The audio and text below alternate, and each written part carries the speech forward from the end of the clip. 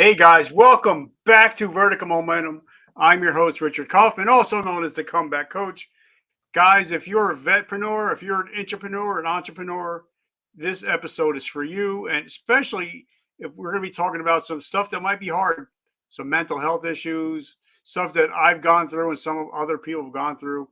Guys, they say never meet your heroes. That's bullshit. Marshall has been a hero of mine for years now. Without Marshall, this show would not be here.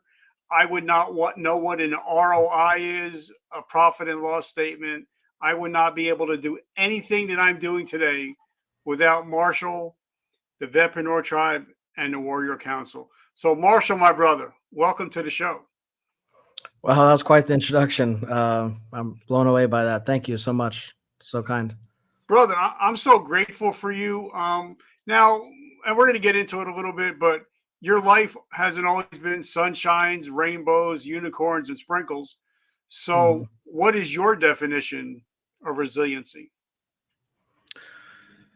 When I think of resiliency, I think of a martial arts quote. It's actually something that I've heard a few times in the jiu-jitsu gym, and that is, you only lose when you quit. And that is something that I truly think embodies the concept of resiliency. Now, as a Marine, there is no quit in you, right?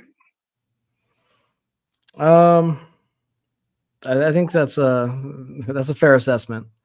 Um, I think some people have it, some people don't, and even sometimes people don't have it only for a short period of time. I mean, just because you lost some fighting you doesn't mean you can get it back. I love it. So, give us a quick down and dirty about where you come from, where you grew up. I'm really interested in especially your high schools, because as I was doing my tons of research on you, I found some pretty interesting facts about your high schools. So talk to us a little bit about where you come from and where did you grow up and how did you become the beast that you are today? I was born and raised in Las Vegas, Nevada, 37.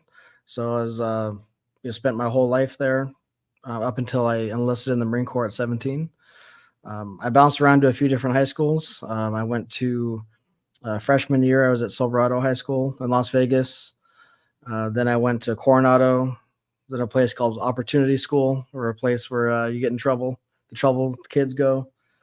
Then I spent time at Liberty High School and Centennial before not finishing my senior year and enlisting in the Marine Corps. So why the Marine Corps? Because to me, it sounds like you were a wild child, just like I was. So what drew you to the Marine Corps and not any of the other branches? So it's funny you say that. I was going or doing my research on the different military branches, and I found myself talking to the Navy. Um, I knew that I would end up dead or in jail if I stayed where I was at in Las Vegas. Just some of the friend groups that I was hanging around with and some of the trouble that I was getting into. So I knew the military was probably my best option for someone that was an average student, C student.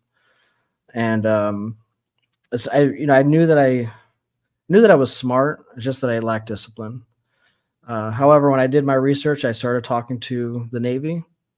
I went to the Navy recruiting branch in North Las Vegas, and I was talking with the recruiter there for a few weeks, and I was pretty dead set on joining the security forces part of the Navy. And one day when I left the office, I looked to my left down the hall and I see the Marine Corps office. And I remember kind of looking back at my recruiter. She was so sweet, but very small Filipino woman. And I look back at the Marine Corps office through the doorway and I see the Marine recruiter that is this incredibly muscular, barely fitting into his uniform. And I just felt like there's some kind of draw that I had to come in and talk to them. And just like a similar story, they did the old takeaway close. Instead of trying to sell me on why I should join, they kind of had they kind of scoffed at me and had the attitude of, why should we let you in? So I kind of took that as a challenge, and the rest is history. Okay, so you join up.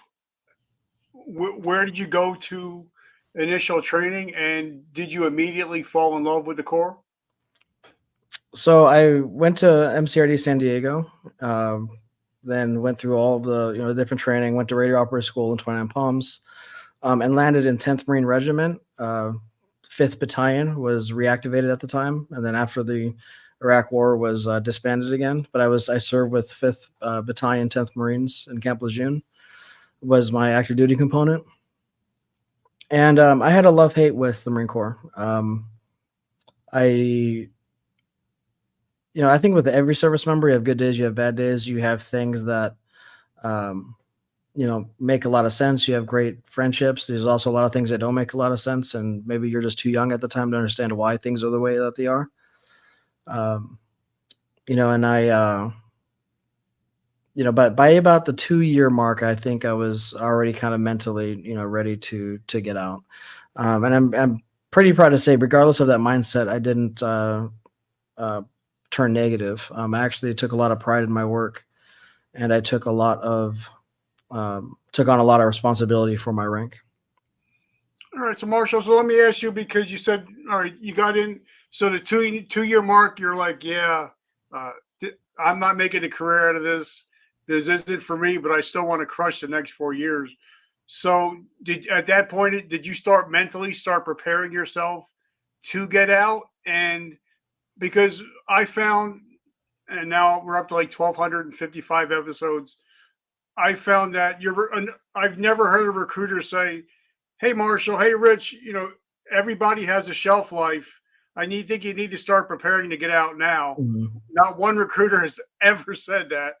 So when you were at that 2-year mark, how did you start preparing yourself mentally to get out in another 4 years? So I was as proactive as I could be. So one thing I was never short of, and that was initiative. It's one of the leadership traits that the Marine Corps taught me that I believe set me up for actually a lot of the success that I have in life. And so around then I started doing some reading. I think Facebook had just become a platform, so there was no world of online influencers. There was no online courses or coaching. It was just in its infancy stages. I think we had MySpace at the time. And so I found myself hanging out at the local bookstore, Books A Million in Jacksonville, North Carolina, on Friday nights, sometimes Saturday nights, and reading. I would specifically read Robert Kiyosaki's lines of books, Rich Dad, Poor Dad, Cash Flow Quadrant. And so I started to have an understanding and a basis of how money works and how the economy works. And then I was dabbling in some network marketing companies while still serving at the time, which I'm a big proponent of. I mean, they get a bad rap, but I think when you go into those knowing that, hey, you might not get as rich as what they say that you could be, but at least it's going to be an incubator of personal development. They really shove that down your throats. And that's really good because it puts you in a different frame of thinking, which I think helped a lot as well, that I was doing that while still active duty. Now, it made me anxious to get out and made the time move a little bit slow, but I'm very grateful to at least have, been ambitious in some ways while still serving. Okay. Now in my other office, I have one shelf and it's all purple books by Robert and Yep. Sharon Lecter. It was the first book business book I've ever bought. And I've had them both on the show. They're great people. Now, also a lot of people don't like, for me, I relate to military people, obviously. Yeah. Robert, Vietnam veteran. Sharon Lecter lost her son to the 22. He was a Marine. Patrick Bet-David, another Army guy. John Lee Dumas, another Army guy. But what I like is that a lot of the people that I look up to, they were military, but now it's not always about the military. Like a lot of people don't even know Patrick Bet-David or John Lee Dumas were military veterans because they kind of evolved. So can you talk about that? Because, I've been in the tribe. I think me and Robert probably been in there the longest. We're probably in there since like there was 500 members. Mm-hmm. And we've seen a lot of people come and a lot of people go. Thank God more people are staying than leaving. Mhm. But I think a lot of veterans, we get stuck in being veterans and we don't really evolve to, and we talk about that all the time in the Warrior Council. We can't just talk about veteran stuff. We have to get out and talk to other people. So talk about the evolution of a veteran. I mean, you hit the nail on the head. I mean, I think Patrick Bet-David's an incredible example for that position. Is that I think a lot of veteran business owners or entrepreneurs, or even guys that have really good stable jobs and want to have a side hustle and want to grow that side hustle, there's a correlation between your success in business and the amount of personal growth that you're able to maintain and how much you shed that veteran identity. I think the veteran identity can be a crutch at times. It forces us to live in a bubble, a security blanket, one would say, where you pursue relationships with other veterans for your vendors or your customers. And the reality is that's not the way the world works. We're in a global economy. There's factors outside of our control. And as an entrepreneur, you need to make the best decisions that you can make in the current markets that you're in. Okay, so let's talk about mental health transition, because they're both very near and dear to our hearts. A lot of guys and girls, when they get out, they don't do the 20 years, so Mhm. they no longer have a paycheck. They no longer have a mission. A lot of us don't have the camaraderie anymore. And like Sergeant Nick from our group talks about when I had him on the shows, when you step off base, military doesn't give a shit about you. And sometimes you Mhm. feel like you're a man on an island, maybe just looking at the bottom of a bottle or at the end of a barrel. So, what do you say to people that are about to transition out, or veterans that have transitioned out, trying to find their purpose again?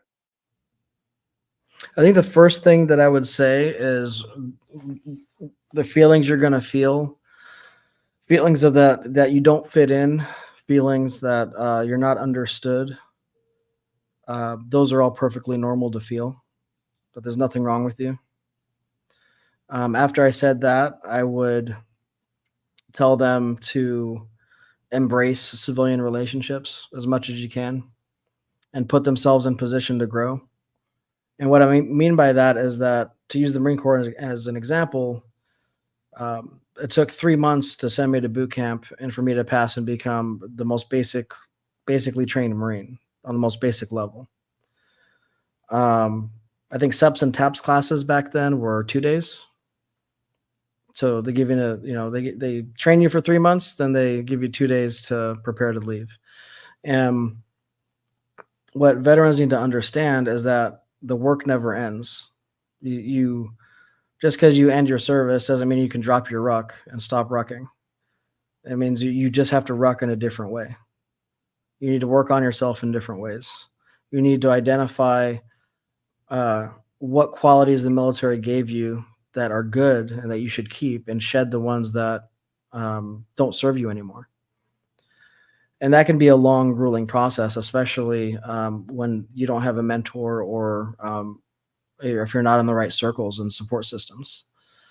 Because a lot of times I see veterans struggling, and the civilian populations are not going to say anything. A lot of the veteran community is just going to sympathize with them or try to help and give the stereotypical help, but there's not a lot of tough love help. And that is, grabbing someone and getting them to do the work. And what is the work?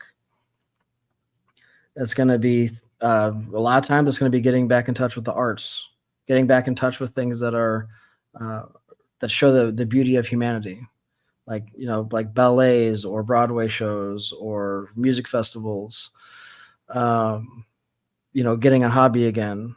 I'm a big fan of Brazilian Jiu-Jitsu. I think it's a great tool for veterans to engage in, to kind of have a connection with the military in a way through combat, but at the same time, have humility and hard work and obviously physical fitness and endorphins and everything, and just becoming more embedded in the community and not isolating yourself. All right, so let's hit on that real quick, because I know that me and you and and Corey, we talk a lot about wrestling. We talk a lot about BJJ, and I've had a lot of Navy SEALs, a lot of high level elite athletes, and high successful people in not only in the military but in business, and a lot of them come from a wrestling, BJJ, MMA background. Why do you think that is? Do you think it's because when you're on the mat with somebody, it's just you and that person? There is, whether you fail or whether you win, it's because just of you and there's nobody else to blame? Yes, I think that is the ultimate form of accountability. If you're in a team sport and you can blame the coach, you can blame another player, you can shift the blame all you want. But when it's just you and one other person on the mats or in a cage, it's one person against one person. It's all on you. So there's no room for excuses. So you either win or you don't, and all of the degrees in between that. You could win and not be proud of the win, know that you could have done better. You could lose and barely lose, or lose on some kind of technicality, but you still lost. So there's varying degrees of win and lose. Life is not black and white, and it's gray. And I think that ultimately some of those qualities just comes from knowing that when you're in those positions that it's just ultimate accountability. That you can make all the excuses in the world, but it doesn't change anything. And to be honest, that's one of the biggest things that stops people from pursuing what they want is their own excuses. And and because like I said, I fought in the cage a few times, and a lot of people don't realize that. Say if me and you we're at practice and we're gonna roll, we're not trying to hurt each other. We're Mhm. actually protecting each other on the ground. We're just trying to learn and get better. So, and a lot of people don't realize how much discipline it takes to when you're rolling with somebody not to hurt that person, because that person is actually giving up their body to you. So Mhm. so you don't get hurt. So talk about that, because a lot of people don't even, they just think, oh, you're just rolling around in practice trying to hurt each other. And you're like, no, we're just trying to get better. But we also know if I pull just a little bit too much, your shoulder's going out of socket. So you Yeah. have, that's when like I always tell people, meekness is just power under control. So talk Mhm. about that when especially when you're rolling during practice, not actually during a match. Yeah, I mean, so when you're training in jiu-jitsu, one thing I like about it versus striking or Muay Thai is that you can go 100% with someone, and the risk of injury is way less. If you're boxing or in Muay Thai, you take a knee or you take a punch at full force, you can do some serious damage. With Brazilian Jiu-Jitsu, at any moment it becomes too much or too much pressure, you tap. That's it. You tap, and the other person gives up. So yes, you could pull a little bit more and break something, or apply a little bit more leverage and break something. But ultimately, it's your partner telling you, that's enough. I quit, which is what a tap is. Yeah. And yeah, I think it's a beautiful thing for veterans to do. However, I will on this topic, I will say that sometimes I think veterans will go down the Brazilian Jiu-Jitsu road, and they use it as a band-aid for unhealed issues. And it's better. The irony is that it's better not to have it, or it's better to have it than not to have it. Uh, but you still have to do work in different ways than just pursue a martial arts hobby. Um, because I've seen it before where some veteran guys that were in Brazilian Jiu-Jitsu, that you could tell that they were, um, it was just covering up, and they enjoyed it, but it was still covering up issues that they still have to get through on their own, which was only going to come from healing. Yeah. And And that's something that, I sat down with Randy Couture and we talked about the same issue. And he's like, yeah, getting in the cage or fighting, that helps me one way, but he still needs counseling to get mhm, him the other half. And like I yeah. said, if you're only doing it halfway and you're not getting the help that you need, it might just be trying to let out that steam and let that out that anger. But what Yeah. happens when another COVID happens and you're not able to roll for a while? How do Mhm. you blow off steam? You know what I mean? No, it's a good point. I mean, there are a lot of different ways, gym, run. There's, I think there's a lot of ways that a lot of basic things that people will make excuses for, like, sit-ups, push-ups, things like that. I mean, there's a way. But I do want to go back. I do want to touch on, the veteran healing side, because I think that, we kind of touched on it, but to dive into it really more, when I mention Brazilian Jiu-Jitsu as a way for veterans to have a hobby and some all the positive things, that's great. But when I say it could be a band-aid for other things and they need to heal, well, how do you heal? Now, what's an unpopular opinion, sometimes popular, sometimes unpopular, is that you need a break from everything veteran. If you are making the veteran name or veteran persona your identity, then how are you really ever healing? Because you're making something your identity that had some traumatic experiences. And this epiphany came for me after my PTSD consult that I had, where he said, specifically, I did have PTSD, and I asked, how do I get better? And he said, well, let me guess, you have green T-shirts in your closet, on your drawers. I said, yeah. Let me guess, you have boots in your closet still, like probably buried away a little bit, but still kind of visible or there. I said, yes. Do you still have uniforms in your closet hanging up? And at the time I said, yes, like way in the back, obviously. And, and then he said, this one really got me. Do you have stickers on your car? And I think I had like an Iraq War veteran sticker on my car at the time. And he said, all of that is your subconscious that is not letting go to the experience. And that's not who you are anymore.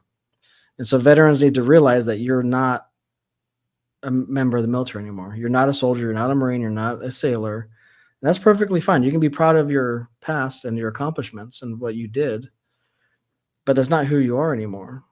I fully do not support walking around with this mental idea that you are a warrior, but you're not living a warrior lifestyle. And that's just you holding on to your past experience. Now, if you put it this way, anyone who's ever been into a bad breakup, the first thing a relationship coach or a therapist is going to tell you is that you need no contact. You need to go no contact for a certain amount of time so you can heal. So what veterans do, they do the opposite. They get out and then they start being proud of their military heritage and their military experience. So they never had a time to truly separate themselves and establish their own identities and find out who they truly are. Who is Richard truly on the inside if he never went and served in the military? Who is Marshall on the inside if he never joined the Marine Corps, went to the Iraq War, or went to Ramadi? Those are some deep thoughts that veterans have to face. And so I'm a big proponent of actually not promoting that you're a veteran, at least for a certain amount of time, until you know that you're healed. If someone just guesses that I was in the military at some point by my persona, I almost take offense to it, because I'm wondering what part of my personality is signaling that I used to be in the military. So those are my thoughts on that. And I agree, because for 23 years of my life, I was Sergeant Kaufman. And then when I got hurt and I lost 60% of my vision and they medically discharged me, and they told me, well, you're no longer Sergeant Kaufman. Mm-hmm. Well, who's Richard? Who am Yeah. I? How do I reinvent? How do I reimagine my life? And now when somebody asks me, well, what do you do? And it didn't occur to me till about a year ago, or maybe 2 years, when I first started with the council. Somebody asked me, well, what do you do? And I'm like, I'm a podcast host. I'm an author. I'm a speaker. And it didn't, veteran was like fourth or fifth down the line. I didn't even think about it, because like you guys always talk about, we have to reimagine and our lives and our future.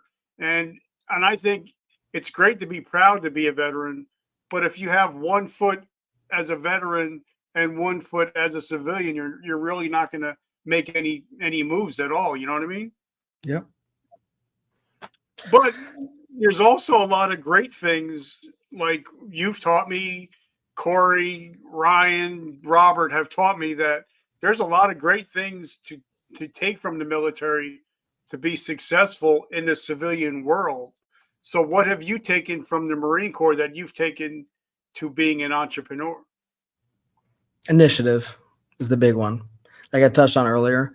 I don't think civilians truly know what initiative means until you've served in the military. And solving problems as they come up and getting ahead of problems. I think that probably general work ethic, not being able to work through little sleep. Managing stress is a big one. I think that was something that was gained through experience, through the military experience. And now it allows me to really maintain level-headed and have good emotional self-regulation in the civilian world. Okay, so then, because like I said, we're part of your tribe now, and I've been there since Andrew owned it, since Lane and Steven owned it. Now you own it.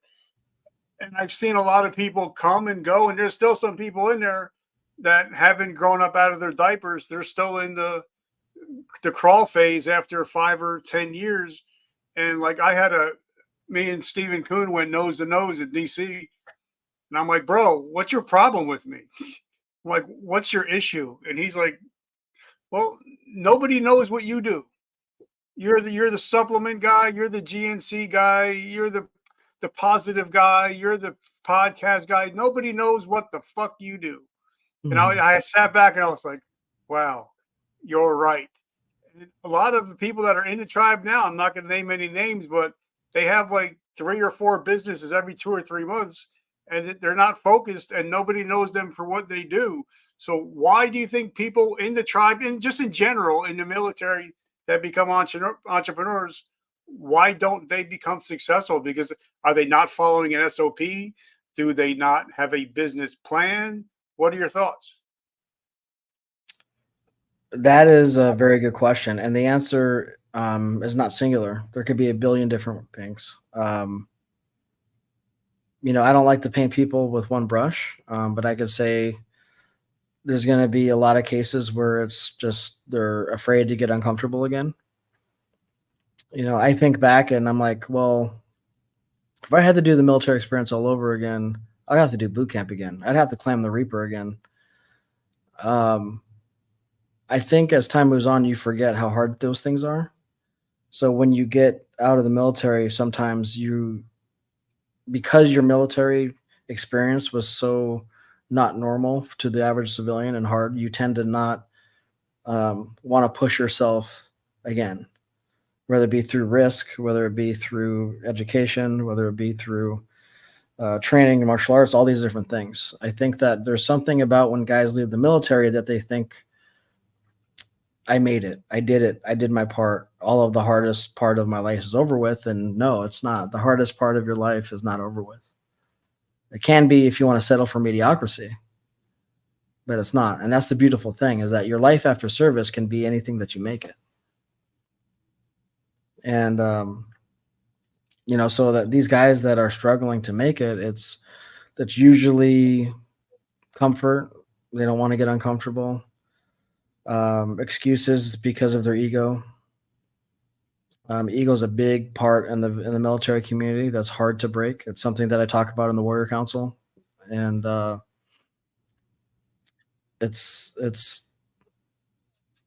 something, it's tough to really nail down because there could be a lot of different reasons why. And to sum it up, I'd say around comfort is the biggest thing I've noticed. So do you think that when guys and girls, because there's plenty of girls, female veterans out there that are awesome, kicking ass, but do you think that when a lot of us get out of the military is we stop competing? Because I remember when I was in, no matter if I was out on a Tuesday night if I got back in at 3:30, 4 o'clock, I'm still hammered, I'm still drunk, I'm running PT. Whether I'm puking on the side of the road, I know Monday through Friday, I got PT at 04 or 05. So do you think that we just stop competing and stop having that discipline when we get out? And how do we get that back again? I know we can't have it the same way, but how can we get back into successful routines? Joining the right communities. I mean, I can't tell you how much different my life could be if I had the online resources that were available to me today when I was younger. I got out when I was 21. I turned 22 right after. Wow. If there was online communities like the Warrior Council, if there was online communities like plenty of other ones that are out there, I would be in a way different position in a better way. And I'm still very proud of where I'm at in life, but to me, there's no excuses anymore.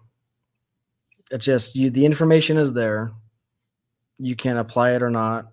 You can pay for it, get access to it from other people's experiences, or not. You can continue to go through the motions and think that you're being productive and talk about your business when realistically, do you really have a business if you're the only person in it? It's more like you own a job. It goes back to the cash flow quadrant with Kiyosaki, the S quadrant. I applaud anyone that goes from E to S, but the goal is to get from S to B as quickly as possible. And if those of you listening don't know what that is, it's just Google Robert Kiyosaki cash flow quadrant. Just plenty of short videos of him speaking on it about the concept. But yeah, it's all about community. If you get out of the military and you isolate yourself with people that aren't doing shit, you're not gonna do shit either. If you feel like a big fish in a little pond, or if you feel like you are a lone wolf per se, you need to get around other wolves. You need to get in a community with other wolves, because especially in today's world, the lone wolf is going to die as soon as the winds change. But it's going to be the pack that survives. Especially any entrepreneur right now in this market. I mean, here we are, May 29th, 2024. It's a different economy than it was 2 years ago, than it was pre-COVID. Completely different. And anyone who sells a physical product or has a brick and mortar location can agree with me. And now is the time where you get in to a community and get in close and get a good sense of competition again, healthy competition with your brothers and sisters to improve yourself in all your different ways. All the different ways of the human experience need to be improved. And like I had a conversation with Mr. James Clear, wrote the book Atomic Habits. Now he has a brand new app out. But he talks about even if you just change 1% a day, in 365 days, you're going to be a totally new person. So talk about how important habits are for me. I live my life through calendar. I either live my life through my calendar, my Google, or Calendly. Everything I do is marked off. Everything I do is planned, because I figured if either I'm running my calendar or my calendar is running me. So talk about habits and how important they are in success or failure. I mean, yeah, thank you for bringing that up, because it's something that I still struggle with today, to be honest with you. There's something about when your back is against the wall that you will do whatever it takes. And there's something about when you have something's already kind of established and you've done the work already, and it's just kind of maintaining, finding the time to work on the next thing, right? And what I mean by that is that a lot of those habits, I think, come natural when you have that burning desire to go from, like, if I remember when I first got out, I was making like 30 grand a year. All I wanted was to make 100 grand a year. That's all I wanted, like, so badly. And then when I got it, then I was so underwhelmed. Then I had another fire to get the 2. And when you get to like over 200, maybe, like 400 especially, you start to focus more on wanting your time back. which is good. That's kind of what we all like. That's kind of the dream that is sold to you to pursue entrepreneurship, right? But what they don't tell you is that when you get there, where do you find fulfillment once you have that kind of time freedom? Because you're not going to have a constant burning desire to pursue all of these different things and have a tight schedule, like you say, um, when all of your needs are met. So this is where another layer of the onion comes. At the top of the hill, there's just another hill, right? And you got to find what's going to be fulfilling. And thankful for me, I was able to acquire the Vet Tribe, because now the Warrior Council specifically and the Vet Tribe is my, I think it's going to be my legacy. We're going to do a nonprofit or a foundation one day. I know there's a ton of nonprofits out there, but you heard it here first. In the next year, within a year, the plan is to start a foundation specifically to families and children of the 22. We want to be able to raise money and make donations and send daughters and sons of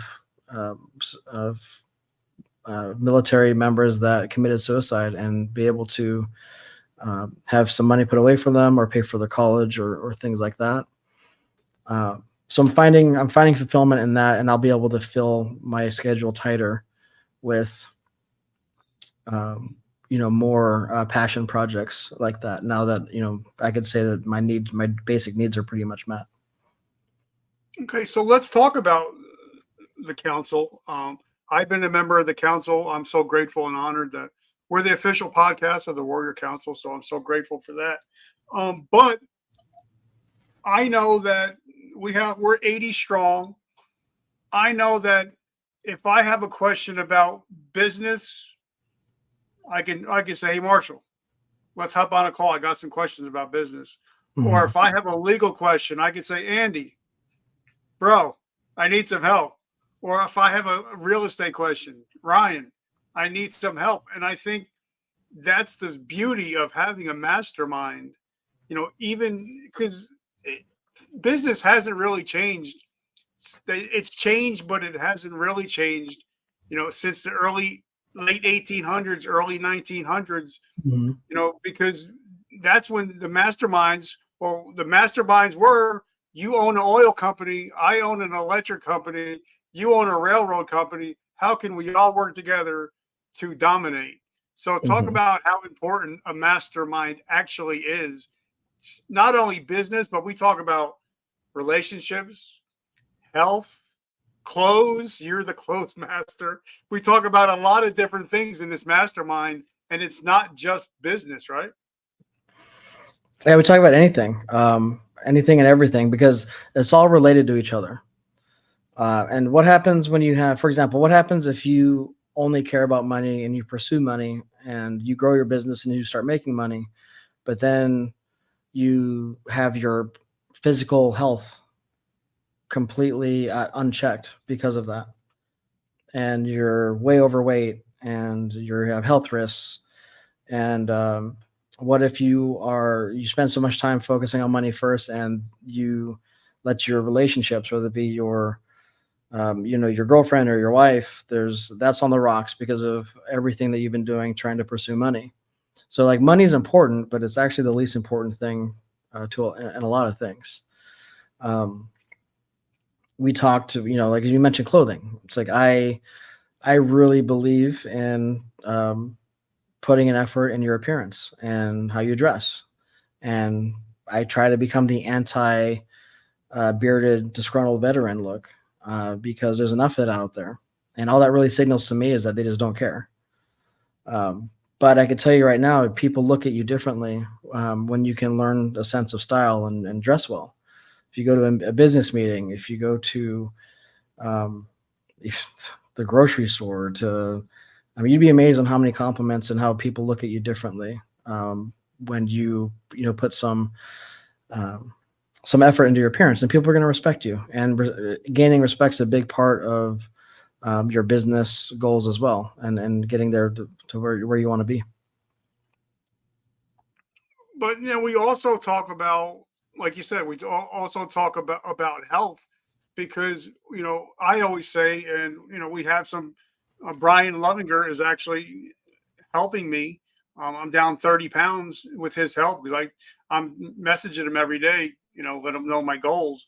But we also talk about, without health, there really is no wealth, because we're just going Mhm. to spend the rest of our money trying to get healthy when we spend the first part of our life trying to get wealthy, right? So talk about the health aspect also. Yeah, and nobody wants to hear that when they are in a position where they're struggling financially, right? They just care about getting out of the hole that they're in, which I respect that. But at the same time, it's something that I learned late. I mean, I was about 40, 50 pounds overweight at the height of my, when I really started seeing success. And it took me a long time to get that off. And I went through physical transformation, and people look at me differently than they did before. People respect me more. There's something about um, a man or a woman who is in shape is going to command more respect initially on the first interaction than someone who's not, and that's just the way that it is. There's no way around it. So you need to do the work for your own health, and for it's going to be make your life easier in the business world. Okay, so with the Warrior Council, we also, there's times that you guys put foot to ass. Sometimes you'll be like, all right, Kaufman, you're fucking up. You're not doing what you said you're going to do. It's time for you to show us the money. Okay. So talk to us about that tough love that sometimes we might need, to be like, hey, Ryan, bro, you said you're going to own 12 houses. You're only at 9. What are you up Mhm. to? So talk about that, how important that is to have accountability. It goes back to the lone wolf versus the pack mentality. We're going to hold each other accountable. We're going to give tough love. We've had arguments before, um, and just like brothers, you end up finding some common ground at the end, and moving on to a different topic. But the biggest thing is, when you're in a community of people, it's your biggest resource, especially when they're credible. So one thing I love about the Warrior Council is that no one's really going to speak up about a topic unless they're credible in it. And there's a lot of different diverse people that are successful in different areas of life. Some, some guys have been married a long time. Some people are just newlyweds. Some are single. Some are a different, that have different size businesses, have uh, different places in their health, and everyone is on their own individual path and at different points in the path. So there's no competition really, because you're in competition with yourself. It's just more of an incubator of accountability. That doesn't matter what your goals are. You could be 300 pounds and just wanting to finally start to get healthy again and start to lose the weight. You're not in competition with someone who's already kind of there and has the physique that they want. But we're going to hold you accountable and help you along the way, but you still got to do the work yourself. And that goes with anything besides just health, even your business. Some guys have regular jobs, but then they have side businesses. It doesn't matter. It's the point is to live a more fulfilling and enriching life, and more of a happy life post service, and not fall into these traps of the veteran archetype, which unfortunately is the bearded, disgruntled veteran, which I'm absolutely against. And like I said, I've been in the tribe since day one. And at one point, the Warrior Council was just a money grab for Andrew O'Brien. And I'm not afraid to say it, and I call him out on it many times. But now we're strong, and we're holding strong. And so tell us, why would somebody join the Warrior Council? What would they get from it?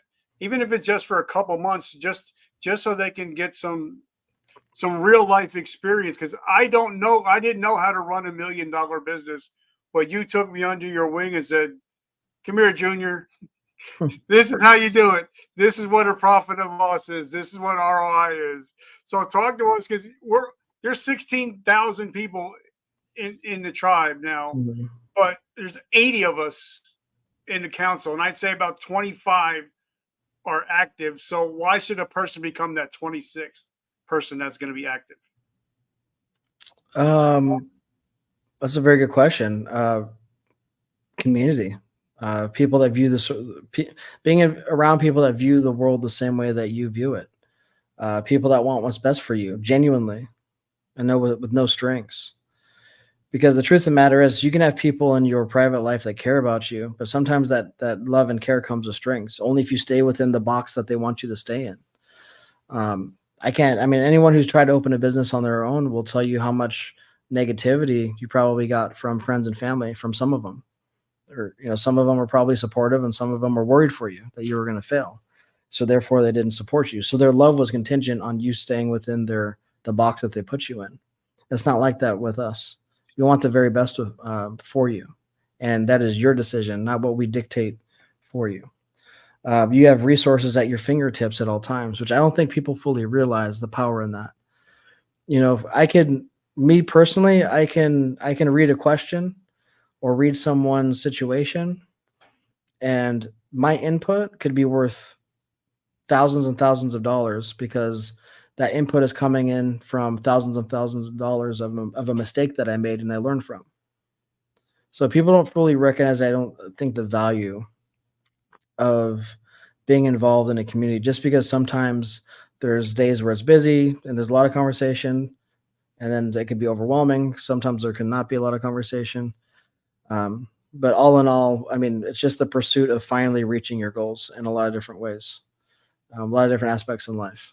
And with today's online markets, I can tell you right now, at $50 a month, I'm going to end up raising the price here pretty soon, because it's already ridiculously cheap. You're talking, you can't go to a restaurant for two for less than $50 anymore.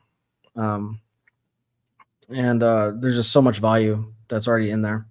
And so if anybody that's serious about leveling up their life or changing their life in a positive way, and I don't mean buying a Lambo and all of this influencer, crap that you see online. I mean, just making positive changes. Maybe you feel like your marriage is slipping. There's some really good guys with some really good advice that can get the fire back. If you feel like you're out of shape and you're not happy with your appearance, but you're too insecure or you don't feel comfortable, locally, with your friends locally, to be vulnerable. We're here for you and we can help you in that manner. But one thing I love about us is that we're going to tell you what you need to hear, never what you want to hear. And I think some communities will just tell you what you want to hear and placate you to keep your monthly subscription coming in. And, for me, it's kind of,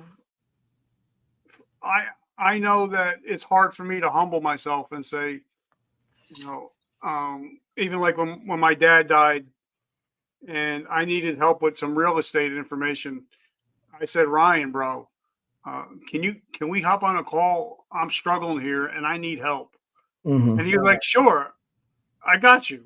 Or if I say, Andy, I'm having a problem, I just got a NDA request. What is it? And he'll be like, all right, let's just hop on a call. But I think a lot of people are afraid to say, I need help. And I believe you have not because you ask not. What are your thoughts? Absolutely. I think it's amazing how many people will join a community, and I call them tourists. They'll just be like a fly on the wall just watching, but they won't put themselves out there. They won't introduce themselves, or they won't. They view it as a way, I'm going to join this community. I paid some money, so I think that these people are going to buy my product, just like a pay for play. And there's no pay for play here. You join a community to have an opportunity to create lasting relationships with people that can get you to the different places. No one owes you anything by joining any community, let alone mine. And there's so many, there's so many communities out there, and no matter which one that you choose, you need to choose one, number one. Number two is you get back out what you put into it, period. So if you are constantly giving value where in areas that you can give value, it's going to be returned to you in some way. And you just got to put yourself out there. It's like you can't be someone that just buys a digital product, like I say, a coaching course, and buys it. You feel a satisfaction like you're making progress, but you don't even watch it all the way, or you don't take notes, or you don't apply it. Might as well just save your money. So for me, the Warrior Counselor is a filter for people that are serious, because I want to invest myself and my energy and my time and to people that are serious about improving themselves. That's why you see me less active on Vetpreneur Tribe specifically, and you see me a lot more active on Warrior Council. It's for that reason. It's just that I genuinely care about everybody in the Warrior Council and their success and their families, and they are an extended family of my own. Okay, so just for a couple minutes, because every time I have a Warrior Council member on, we always shoot on some of the other members. Corey, got to be one of the nicest people I've ever met, and an amazing father. So, what are your thoughts on Mr. Corey Thompson? I mean, you hit the nail on the head. I had him in town. He came in to spend the night with me. Took him out in town with some of my friend groups here in Orlando. Went shopping for a suit for a wedding. But was able to really get to know him in real life, and I could tell you, just an incredible guy. I just incredible guy. that's just the truth. And well, that's to touch on that is that the power of in real life. I mean, getting out from behind the microphone and the cameras on a computer and breaking bread with your brothers and sisters in real life is so important. Anywhere you can, especially at these military-related conferences like MIC, MilCon. I mean, there's all kinds of them. But you just got to get out of your office or home and meet these people in real life. And I know one day we were talking eventually to have a meeting out in Orlando for the council and hang out and be able to actually enjoy some real FaceTime instead of just computer FaceTime. All right. Absolutely. So Robert, the warrior strategist Garcia, he actually wrote the opening quote to my book. I'll let you get the book and people if you want to know what he says. Without Robert, I wouldn't be doing what I'm doing today. My first book, he actually made the cover for me. He actually edited the whole book. So talk to us about Robert, the warrior strategist Garcia. You know, I'd love to, because I what I've noticed is that people, he can be misunderstood sometimes in the community. And Robert is someone that was my earliest supporter. I had brick and mortar and a real life business success, and I was never comfortable putting myself out there online. And he was one of the first people to really push me out of my comfort zone and say, no, you have a great message. You have to do this. And he still pushes me to this day. He still pokes me, and I'm forever grateful for him. You know, I think that anyone that has ever had anything negative to say simply just failed to understand his position. The PR business, you can't guarantee results, period. And he can pitch you to 100 news networks, but if your story is not interesting enough, you're not going to get picked up.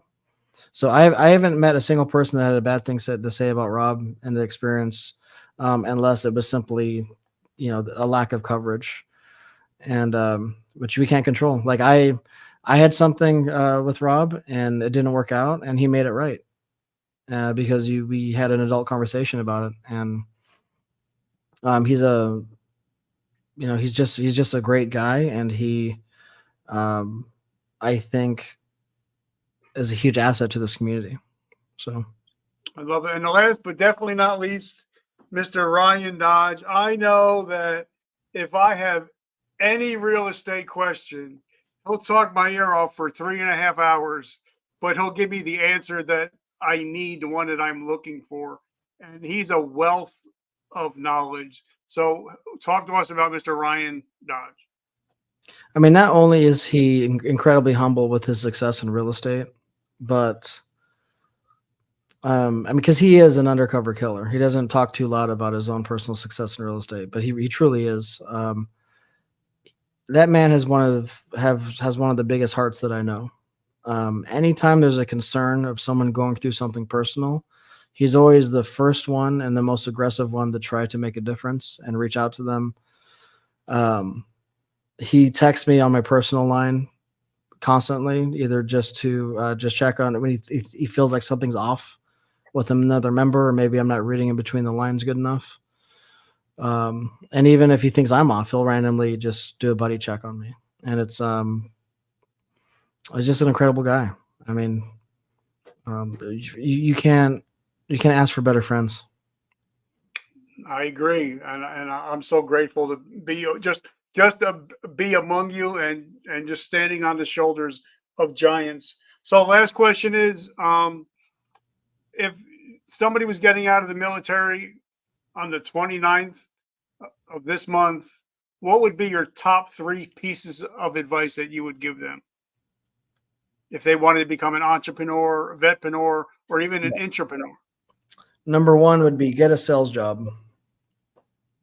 Learn to work in a sales department. It could be something door to door, even better. Something just grueling, commission only. You really learn how the free market economy works when you, what we call, you have to eat what you kill in terms of your income.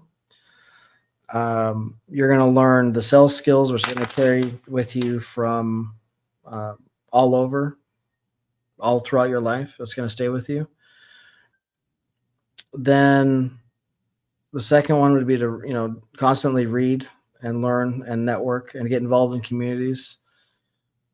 And then number three is that when you learn some kind of a niche in whatever job that you took, find a way to improve upon it and make it better, or look for a market that your company you work for is not in, to eventually expand into your own. To me, that would be the best way to be an entrepreneur. And then from there, the world is yours. You can do what you want. But I firmly believe that businesses are just vehicles. You can't get emotionally attached to a business because ultimately the failure rate in businesses over time is very high. I think that's well known. So just like owning a car, if your business starts to not perform as well, then you could sell it. You can, if it breaks down, you can get out and hop in another car. So, and guys, if you're watching this, I want to make sure that you definitely need to check out the interview with Mr. Robert Kiyosaki. That was probably one of my favorite interviews ever, when he started talking about what actually went on inside the cockpit. I'm not going to tell you what it is, but I'll drop the interview so you guys can find out for yourself what an amazing interview that is. So Marshall, what do you got coming up in the next 30, 60, 90 days? How can we support your mission and what you have going on? And how do we find you? I know you're mostly on IG right now. So how do we go about finding you and getting into your ecosystem? yeah, join the Vetpreneur Tribe on Facebook, number one. Follow me on Instagram, DM me and ask to be added to my close friends list. That's where I will post content, and I'm planning to post a lot more content for the veteran communities through my close friends list, because not all my audience is going to be veterans. And supporting me is just share my content. If you know anyone that wants to hear my message, other podcast hosts, I'm really making a priority to go on a podcast tour, as you can say, so veterans can hear my views on transition, because I think they're important, and more veterans need to hear it. Well, I'm going to actually, I know at least 5 or 10 podcasts I want to get you on. So I'm going to put a post out there and tag you in it just to get you on some more podcasts. So Marshall, brother, when I said it earlier, I meant it, that you're probably one of the only people that have been on 3 different times on my show. Mm-hmm. And I just want to say thank you. Without you, I wouldn't have this show. I wouldn't even have an S Corp. I didn't even know what the fuck an S Corp was until we sat down and talked. So if it wasn't for you, I wouldn't have what I have. My family wouldn't have what we have. So I'm truly humbled that you've mentored me for these last 2 years. Wow. Thank you for your kind words, man. I it's always a pleasure to talk, and I hope to be on again one day. All right, brother. So guys, make sure you check out his IG. Make sure you check out the Facebook group, the Vetpreneur Tribe. And then if you are an aspiring business owner and you want to get real success, join the Warrior Council. Join us, and let's all learn from each other. Because even Rob always talks about that. About ships will all rise together, and we all need to rise together. So, Marshall, my brother, thank you so much. I'm truly humbled and grateful, and hopefully we get together in Orlando. Maybe go hang out with the mouse. Absolutely. Can't wait. All right, brother. Be good. All right. See ya.